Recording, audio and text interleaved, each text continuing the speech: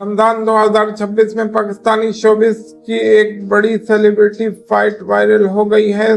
सब कुछ तब शुरू हुआ जब फिजा अली ने अपने शो में एक सेलेब की पर्सनल लाइफ डिस्कस की। इस पर नादिया खान और निदा यासिर ने उनको क्रिटिसाइज कर दिया और कहा कि रमजान ट्रांसमिशंस में ऐसे टॉपिक्स अवॉइड करने चाहिए।